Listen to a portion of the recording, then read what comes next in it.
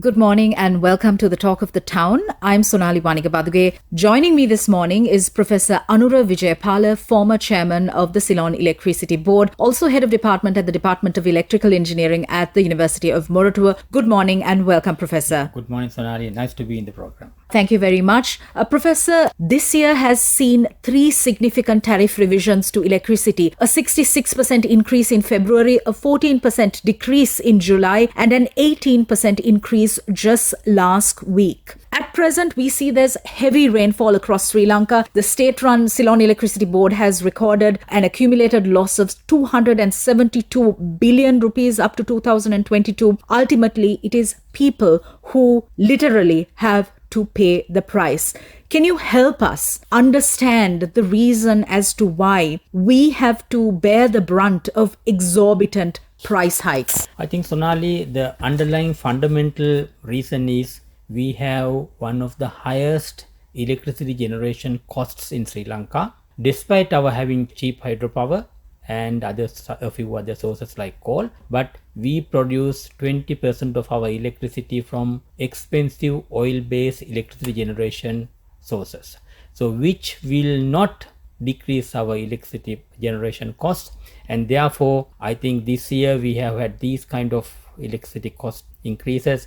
I don't see next year it to come down. Even next year it might get even worse, because with the war situations in the world, fuel prices are on the rise, and therefore our electricity costs could be further increasing even next year. So the people, industries, exporters, all will be suffering.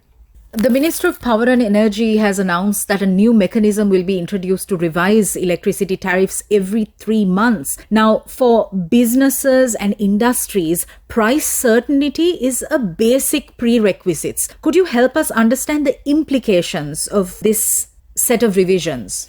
As per the present setup, it is twice a year. Every 6 months, now everybody understand. But the minister has proposed it to be quarterly done every 3 months. It has pluses and minuses. From plus points of view, we can say now whenever there is a price increases in the world market of oils and other things, CEB can adjust the tariffs in a quicker succession and recover their costs, rather than getting them accumulated over 6 months and then trying to pass it to the customers. And on the other hand, when you make electricity tariffs changing every 3 months, price uncertainty will cause the exporters and producers to, that kind of be uncertain about their market supplies prices, and therefore they might lose markets, and thereby our export sector especially will suffer further if we too frequently adjust fuel prices as well as electricity prices, which will make the price uncertainties and cause their market to be lost.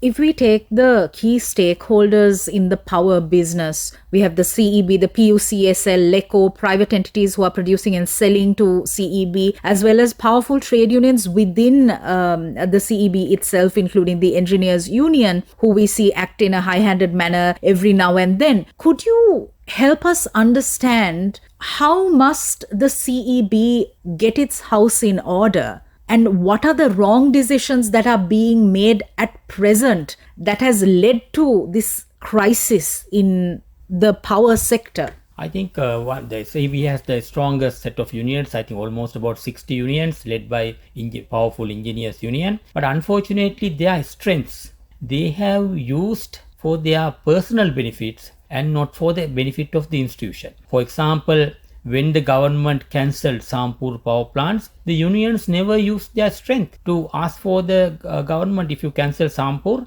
go for another low-cost generation option. They just survived. But if their salaries are affected or if their bonuses are not paid, so they are all up in arms and trying to get it. But for the institutional benefit, these strong unions have not acted upon. And that is also one reason why we ended up with such a large platoon of oil-based power generation, which is crushing the country with heavy costs. Will there be a process of subsidizing for low-income consumers? I think this subsidization in Sri Lanka is, in my opinion, is done in a wrong way.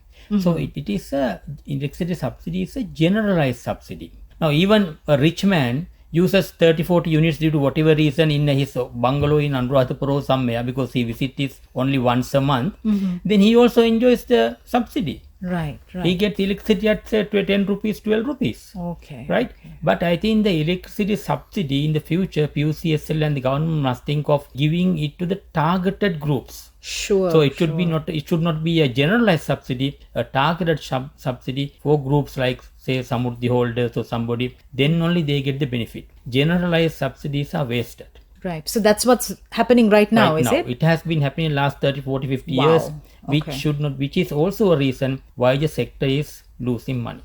All right. Thank you very much, Professor Anura Wijayapala, for joining us on this edition of the Talk of the Town. It's a pleasure, Sonali. Thank you, and it's back to the studio.